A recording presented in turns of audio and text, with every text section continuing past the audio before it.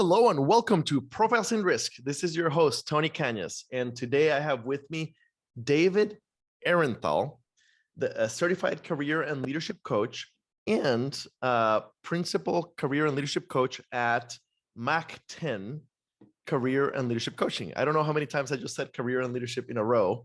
I should have probably just said CEO or something like that. David, thank you for joining me today. How's it going? Very good, Tony. Thank you so much for inviting me. My pleasure. My pleasure. Awesome. So we always give the guest the chance to kind of give their elevator pitch. What is Mach 10? What do you guys do? So Mach 10 Career and Leadership Coaching is a boutique that works with companies, works with organizations, and works with individuals on career development and leadership development. We employ gestalt principles, gestalt methods, and work with individuals, whether they're looking to further develop their careers or further grow their leadership skills and capabilities. Okay. So you're a certified career coach, and if I remember correctly from our original conversation, just when we were chatting, not recording, you actually spent some time in the insurance industry, which is why I thought it'd be really interesting to have you on.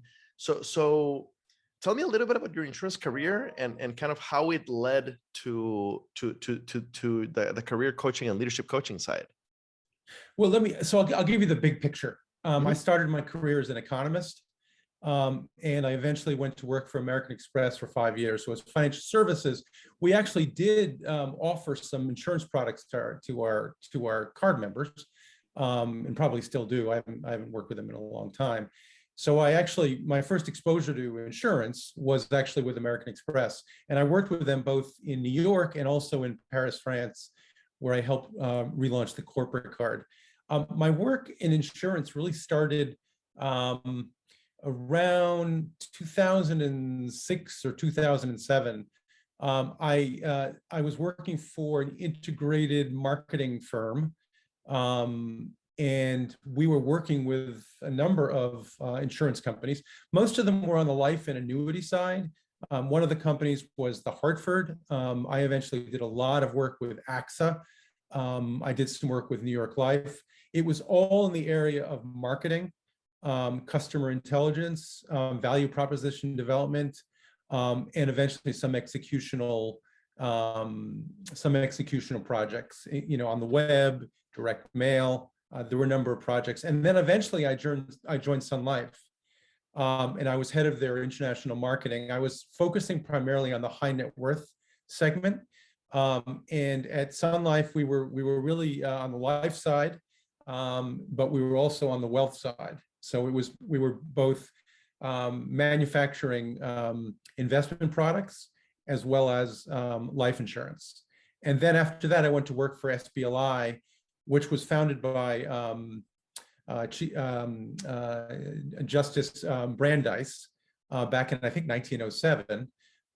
So I worked for SBLI for about 4 years, and I headed up their marketing area. And I was actually the one who kind of led them into getting into the digital online life insurance business, which I think is a major channel for them today. So how did I get into the career and leadership business? I would say after 20 years of being on the front lines, I had been CEO of a European operation. I had probably hired and led, I don't know if it was 1,000 people, but it was a lot. And I realized in the last 10 years of my career, I had frankly been spending more time coaching my people. And when I decided I wanted to get out of the corporate world, at least the large corporate world, some of my friends actually suggested that I consider being a leadership and career coach. It's actually kind of a funny long story as to how that happened, but I thought about it and I realized that, boy, that would really give me an opportunity to help a lot of people. Working in a corporation is not easy. Developing a career is not easy. And if I can impart some of my experience and also, take advantage of some of the training I've had as a coach, I think I can help a lot of people. So it's a very interesting path because you start in economics, right? So you're an economist by trade or by education rather. And economics is I okay. I'm an MBA. I've taken 3 or 4 economics classes, right? 2 in undergrad, two in grad school, and then I've read a lot. But economics treats people like Homo economicus, right? Basically as perfectly rational agents, which is Yeah. not at all what we are, right? So you come from that side, and then you go into marketing, which is the kind of the opposite, right? Which marketing realizes that people are not rational, they're very emotional, and that's how they buy, right? So it's a really weird transition from economics to marketing, and then as a leader, you realize that people don't naturally know how to grow their careers, don't naturally know how to be better leaders. So you kind of come full circle, or rather, you kind of go 180 degrees from economics to marketing to career coaching. So it is very, very, very interesting. So you mentioned the gestalt what is it, process or Methods, so yeah. method. Okay, so what is gestalt? I had never heard of it until we chatted the first time. So Gestalt is I guess I would call it almost a philosophy, a psychotherapy philosophy. I'm not a psychotherapist, but it's a different way of looking at people and looking at how they get on in the world. Gestalt in German means whole person. So it starts with the idea that you really need to look at the whole person to understand what's going on. And also in Freudian psychology, you kind of make the assumption that people are broken. But in Gestalt psychology, you actually don't think the goal here is not to deal with broken people. The goal is to get people to accept who they are now in order to get them to be free to pursue what they'd like to become. And that's a key concept. It's accepting, it's being aware and accepting who you are now. And the kind of the belief is that until you can accept who you are and you're aware of who you are, you'll have a great deal of difficulty changing into what you want to be. And that has tremendous application in terms of leadership as well as career development. If you can't accept who you are today as a leader, we all have blind spots. You're going to have a great deal of difficulty becoming a better leader. That's very, very interesting. It reminds me a lot of Strengthsfinders, how it's focused on not what we need to fix, but rather what we already are and how we can make the most of what we already are, what we're naturally good at. Well, there may be, it does take an appreciative stance. And there are things that maybe need to be fixed behaviorally. But it's not just about what needs to be fixed. It's the idea is we can be fixed. Shouldn't use the word fixed. The idea is that we can grow and that we can change. And just as you mentioned, economics being a difficult profession because of the assumptions, right? The problem with economics is it's all based on certain assumptions. And if those assumptions are flawed, none of the conclusions make any sense. And just as in life, we make certain assumptions, those assumptions sometimes aren't true anymore, and therefore we need to change. And we have a great deal of difficulty. When you're an individual contributor, you're thinking about yourself. You're thinking about your own personal development. You're thinking about your own career. But when you're leading a bunch of people, you got to start thinking about their development and their goals. And that's a real shift. It's a real change for people. And that's one example of where coaching can be very helpful, because it helps with that transition, because it is new and you may not necessarily think of it or know how to access those skills because they're less practiced. It's the whole what got you here won't get you there. You got here by being a great independent contributor, but really from here on, once you're a manager and above, your own performance is very small compared to your people's performance, which is a much harder thing to manage. Or another way of saying it would be the way your performance would be judged or your role is different. Instead of being responsible for a specific task, you're now responsible for creating a positive environment for people so that they can realize their potential. You're almost a gardener. Okay. Okay. So you guys work both organizationally and directly with individuals. So let's start on the organization side, because if we have learned that the listeners, the more executive the listener is, the lower amount of time they'll stick around to actually listen. So we want to make sure that we hit what they're interested in first. Right. So tell me about the leadership coaching at the company level. What do you guys do? I mean, we generally work with senior leaders at all levels. It's not always senior, actually. It's just leaders at all levels. It could be, a CEO. It could be a vice president, a director, a manager. And we work one-on-one with those individuals. It can take a number of sessions. And we essentially are facilitating their learning. One of the keys is that you really want the individual leader to come to their own conclusions. And the reason is for reasons of neuroplasticity. The way we change our habits, the way we change our behavior is by learning, not necessarily being told what to do. If I tell you, it's just like when you're bringing up a child. If I tell the child, do this, and they don't buy into it, they're probably not going to do it. And it's key for senior leaders when they're being coached that they come to the conclusions on their own. And that conclusion could be, I'm not managing my own emotions very well. I need to be more aware of my own emotions. Or I'm not getting to know my team well enough. I'm not interested enough in my team's development. That's something that I really need to think about, because that means they're not going to be motivated. That means they may not trust me. That means they may go and accept a position for 30% more and, another insurance carrier. And all the research suggests that people don't leave companies, they leave bosses.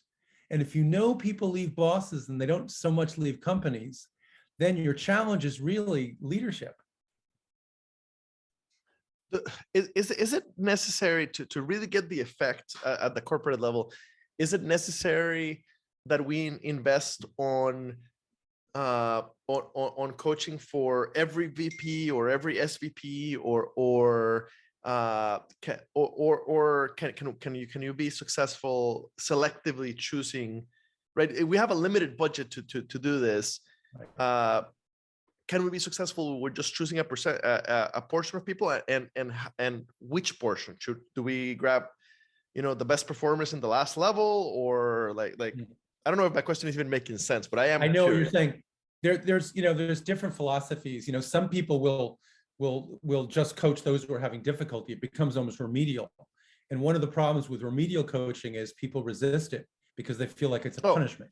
This is super important. This happens at all levels. I've been in organizations before, and I've never been a manager. So as an individual contributor, where the word coaching had very much taken the meaning of coaching is what they put you on to manage you out, right? Manage you out. Well, exactly. That's a key question. That's a key question that we ask our partners, our sponsors.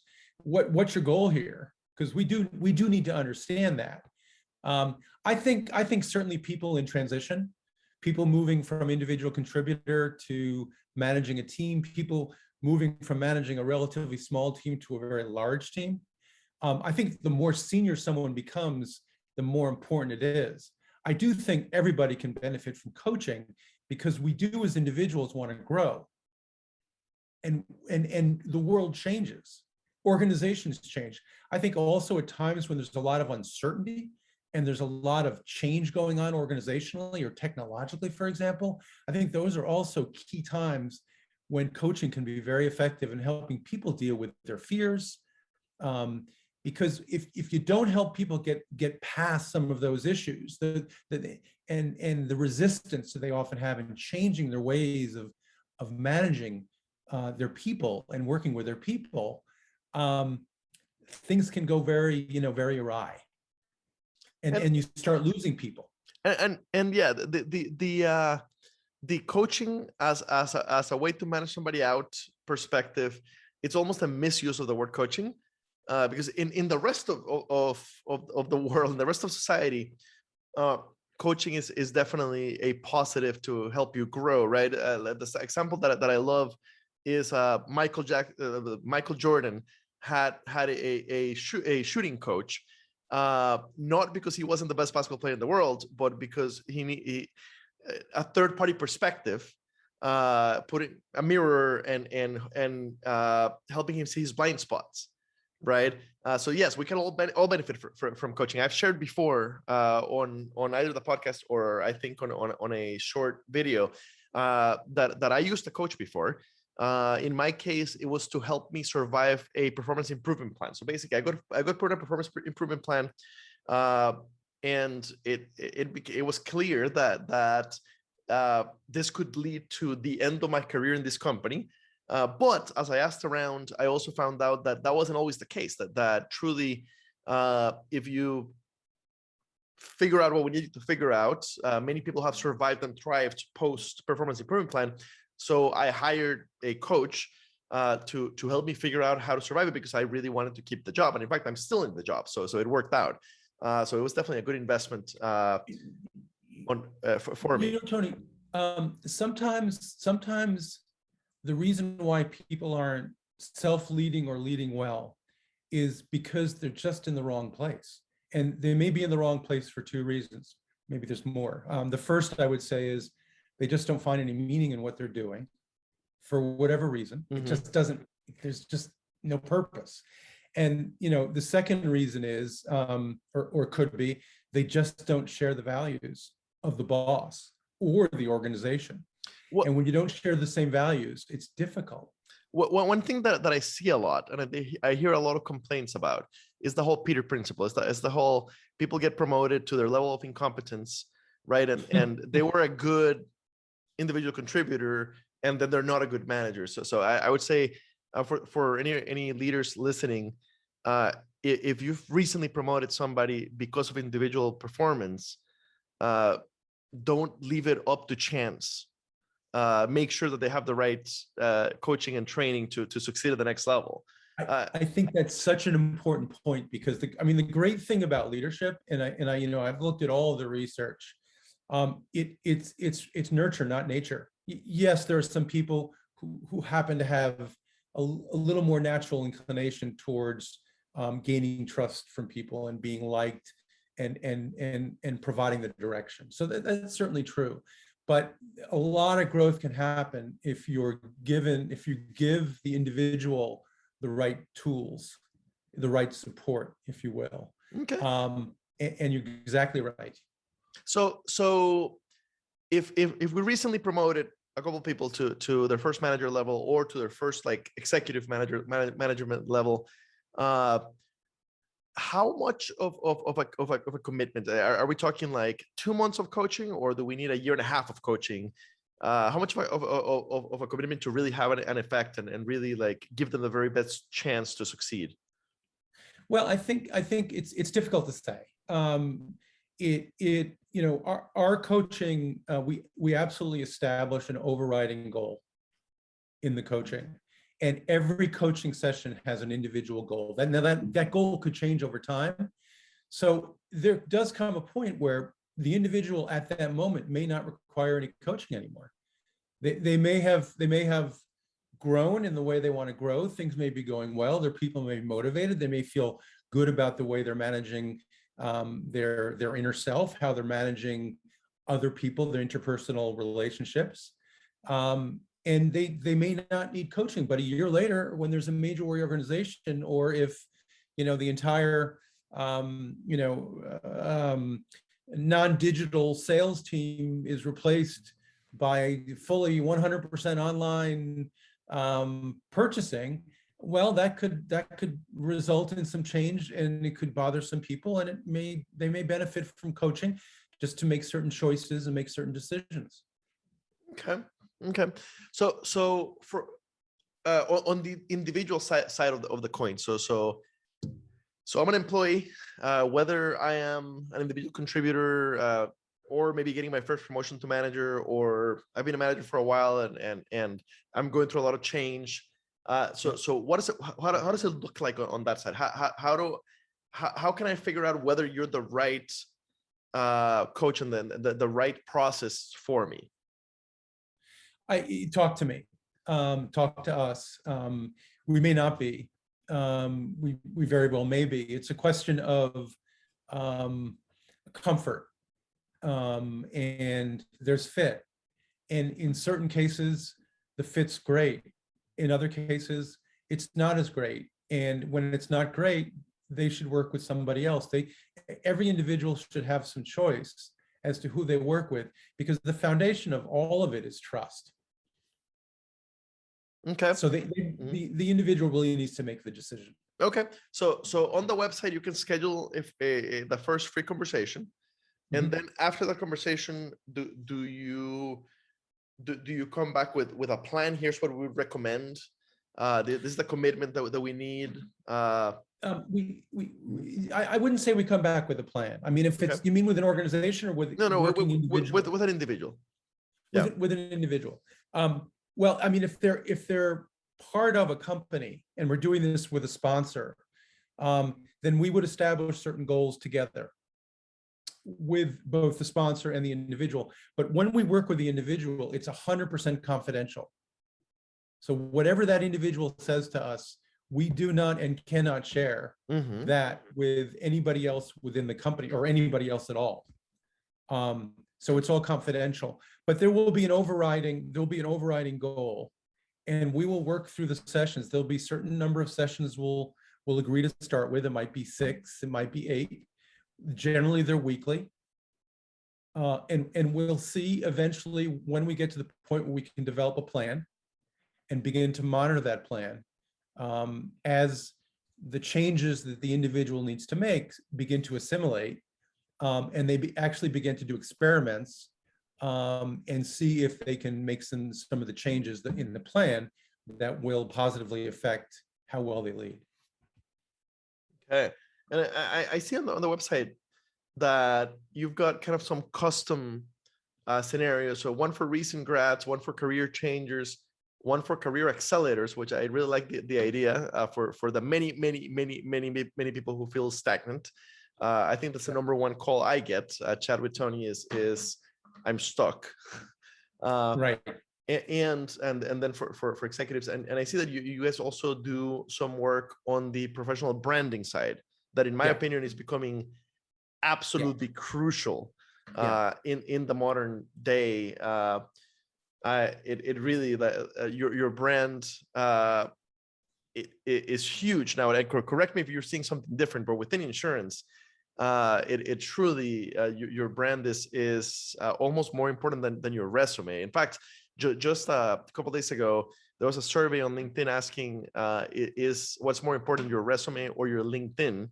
And 60% of people came in on your resume, but 40% is pretty impressive for right, almost half of people saying LinkedIn is more important than your resume to get you the next job. So and all of that comes from really understanding your brand. So that's a really important point. We, to some degree, we approach one's professional brand in the same way we approach brands when we were working as marketing strategists. It begins with, if you're looking to make a change, what is that? Where do you want to work? How do you get to, there's a whole self-exploration phase. And once that self-exploration phase is somewhat complete, you can then start to think about, well, for example, do I want to be independent, or do I want to work for somebody?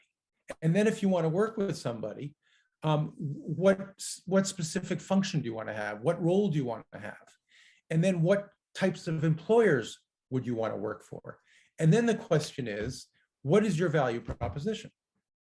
And your value proposition is really composed of two things. One is, what is the promise you're going to make to the hiring person in the future? What are you bringing with you in terms of skills and capabilities?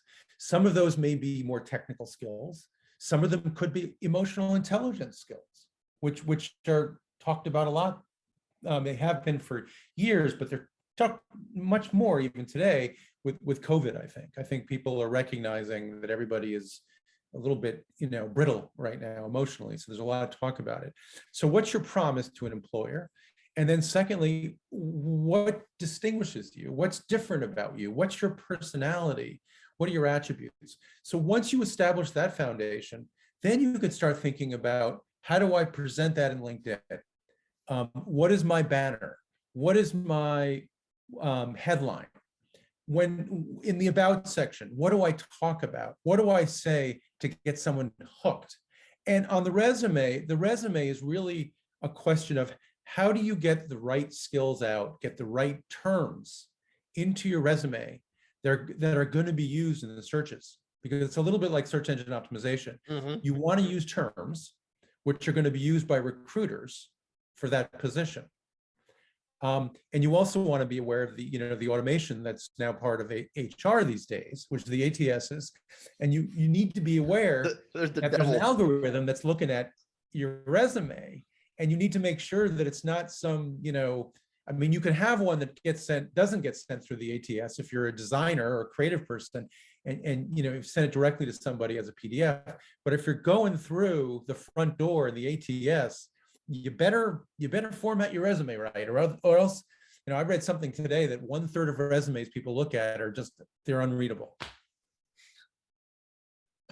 And one of the last things I'll say, and this is kind of a pet peeve of mine with my clients, people for some reason don't read the qualifications carefully when they apply for jobs. They talk about what's important to them, but they don't talk about what's important to the hiring manager. And when you tell them that, they generally say, oh, you're right. But for some reason, there's a blind spot there. When they actually submit their information in a cover letter, they don't pay attention to what the qualifications are. It's amazing. That is very, very, very interesting. And you talked about how it's very similar to the way that you used to help company brands on the marketing side. And absolutely, we have become our own brands. And I think that millennials and Gen Zers, younger millennials and Gen Zers, because of a lifetime spent on social media, have some idea of this, maybe intuitively. They just need to be more professional about it. But the Gen Xers and Boomers, they just weren't raised in this way, right? That this is not the and I get plenty of calls. So Chat with Tony is very interesting because I created it for young insurance professionals, and the idea was, I'm going to help the call center people get out of the call center. I'm going to help the claims people get to underwriting. I never thought that I would get calls higher level than that. And I get a significant amount of calls. They're not the majority, but I get a significant amount of calls from people at executive levels or very close to executive levels. And part of the problem is maybe they've been at the same company for 15, 20 years and they have no brand of their own. They don't know what they stand for. They just know that they've had results in this one company for 20 years. And they just were never trained to think this way. So this is super useful for the kids, which is anybody younger than me, who kind of grew up with social media and they're used to in one or another thinking of their own brand, even if they don't use the word brand. So it can definitely help them better phrase it in the way that it will make sense to a traditional company. And for the more mature people, more experienced people who just never thought of themselves as a brand. I think a part of what happens, Tony, is, and I'm certainly part of this. There's a tendency to enter a profession, stay in that profession. You have expenses, you have a family, and you really didn't think that carefully about what you were doing and whether or not it really motivated you. You knew it kind of motivated you, and you come to the conclusion at some point that, oh my God, I can't do this anymore. Now what do I do? Right. And there's a whole, this is where coaching can be very helpful, and that is to try and expand the range of possibilities and dispel some of the assumptions that you make about what would happen if you made a change and what it would take to make that change. It's a very fear-provoking thought for many people. Oh yeah, here in the States and in American culture, your job is who you are. Like it's your identity, right? Uh, and moving on, whether because you can't stand it anymore, you can't stomach it anymore, or because there was a significant change in the company or the market and you've been shown the door or you're about to be shown the door, is a very, very, very hard thing, because your very identity is getting shaken or shattered. The interesting thing is most people actually, in their subconscious, or they're probably not their conscious, they actually kind of know what they want to do, but there's resistance to the choice. Mm-hmm. And the resistance to the choice is for a variety of reasons, but it's often the assumption that if I make this change, I can't earn income. And that's often not true. Mm-hmm. Yep, absolutely. I'm curious, do you have a couple of success stories from your clients? I mean, I understand that you have to anonymize them somewhat, but are there any great stories of success from clients? Yeah, I can tell you some. Well, it's one of my favorites. So a woman went to a very elite undergraduate college. She had gone to the elite prep school in the United States, and she didn't really know what she wanted to do when she graduated. So she did a little of this, a little of that, and eventually she went off to India, and she got involved in some sort of Hindu type religious stuff. And she came back 10 years later, and she looked around and she saw that all of her friends were doing really cool things and she wasn't. Yet she was the smartest of them all. How is that possible? She was totally lost. She was working as a marketing assistant for some small RIA. And she had taken all these career assessments. Nothing worked. She came to see me. She was a little suspicious in the beginning, but we were sitting in my house and we were going through a session, and I asked her a few questions, and somehow, because of the probing questions, it came to her. She wanted to work with forests. That's what she wanted to do. She'd always wanted to do that. She'd wanted to work in forestry. And as a result, she's now enrolled in a graduate school of forestry. And she's going to have a wonderful career in forestry instead of, being an assistant, marketing coordinator. So she's ecstatic. That is a radical change. Oh yeah. But that's what she loved. And it was right in front of her. She loved walking in the forest. She cared dearly about the forests and the ecosystem and how that affected, climate change and all these issues. It all came to forests. Yeah, it'll never feel like work. That's right. Well, it'll feel like she's making a contribution to something that she believes in. Mm-hmm. And the whole thing about work, what's very interesting about work is, it's like the word retirement, right? And, in insurance, we know that word. What's retirement? Does that mean you just retire and go play golf? No, of course not. It just means but you still want to keep doing things. If, for 300,000 years, we were hunters and gatherers. And we spent 15% of our time hunting and gathering, and the other 85% doing stuff that we wanted to do.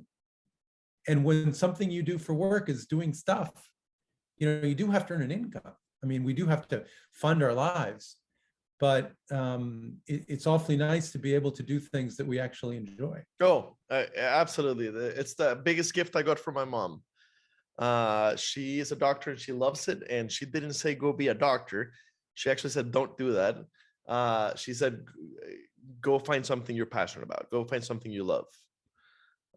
It's a little, in life, one of my, I'll be careful what I say, but one of my big complaints in some life insurance or insurance organizations, but particularly life, was that I found the CEOs were not giving people purpose.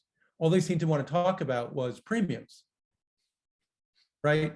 but you're not working for premiums. I mean, yes, you need to generate revenue to support the business and make profits, but at the end of the day, you're helping people when they're in dire situations. It drives me crazy. So my whole millennials and insurance thing. Millennials are a mission-driven generation. They're looking to do good in the world while being able to pay their student loans. And in insurance, we have this wonderful mission of helping people get back on their feet, protecting people's livelihoods, protecting people's lives, literally, right? If you die unexpectedly, making sure that your dependents can survive until they're ready to support themselves. It is such a wonderful mission, and it is.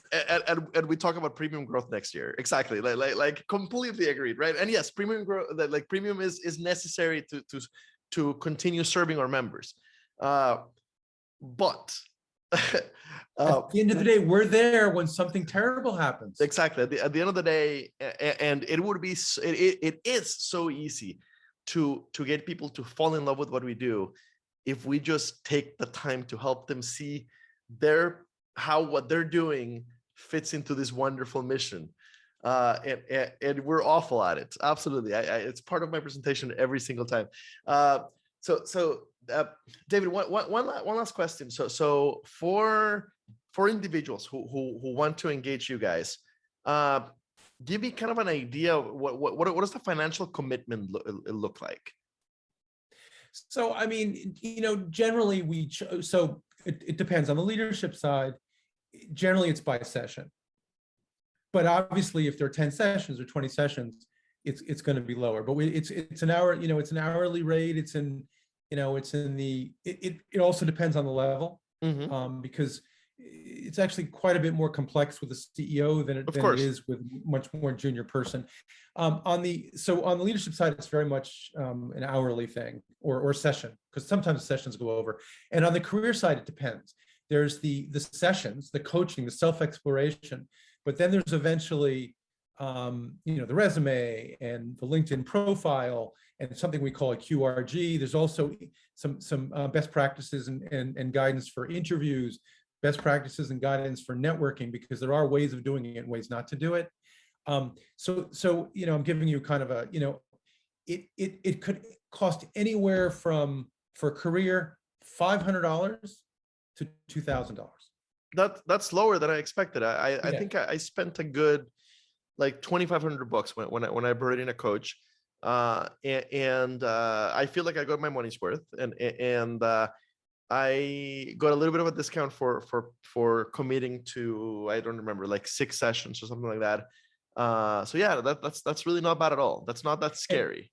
And we start in organizations, we start at about $150 an hour, and it goes up obviously with the seniority.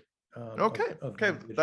That definitely gives the listeners, whether they're on the organizational side or on the career side, a good idea of kind of what it looks like. It's been a lot of fun to have you on. You have quite a bit of information on the website, so I do recommend people check out the website. It's very well designed. Mach 10, 10 the number, so Mach 10 MACH 10 career. I'm an aviation nerd, so I knew how to spell Mach, but that's a good point. MACH 10 career.com. I will also link David on LinkedIn when this goes live. And not only do they have a lot of information there on their process and a lot of resources, but also there's a very visible schedule a conversation link, so it's very easy to get on the calendar. We can have a conversation. I'm not, it's all about fit. It's important to me that I work with clients who are, willing to invest and are looking for results. By the way, my favorite part of talking to Tony is that back in many, many years ago, right around the time when Violeta Chamorro was in, I actually met her when I was in San Jose, when the Sandinistas were still around, and Mr. Ortega was, I guess he's still around too, but it's so good to talk to a Tico.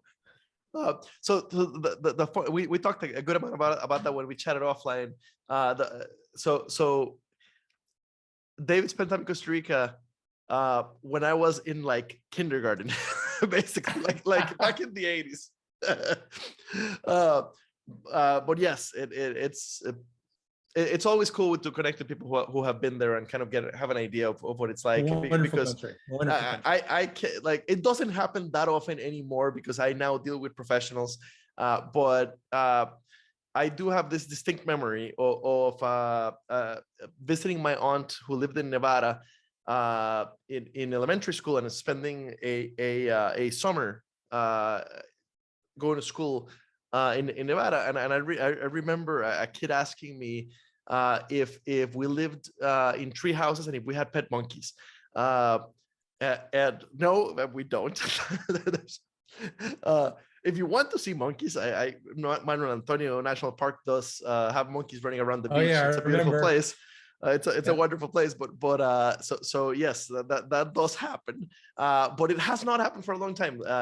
Since I've been in insurance and mostly having conversations with insurance professionals, often people talk about how much they enjoyed their vacation in Costa Rica. And I know the other thing that I get a lot is people just confused, like, why would you move away from paradise?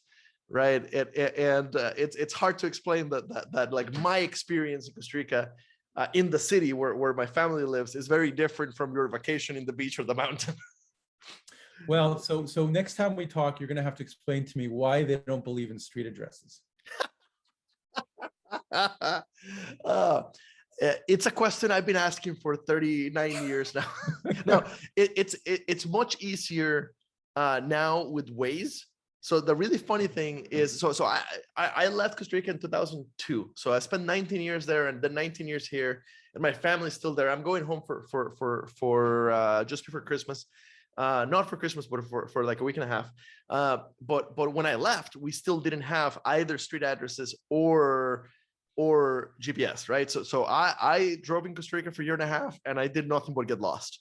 And nowadays, they have Waze, but the funny thing is they still don't have street addresses. So what do you put into Waze? Well, basically you put the landmark. So like to find my mom's house, you put the Church of Sabanilla in Waze, and then when you get there, you follow her directions. Or the younger kids will drop a pin for you, and then Google Maps can get you to that pin. But yeah, they still don't have addresses. I will never understand that because it makes absolutely no sense.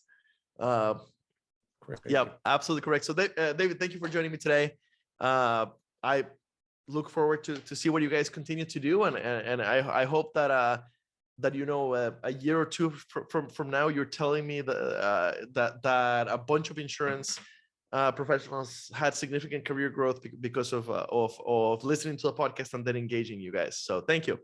Well, thank you for inviting me. Awesome. Have a great night. Thank you.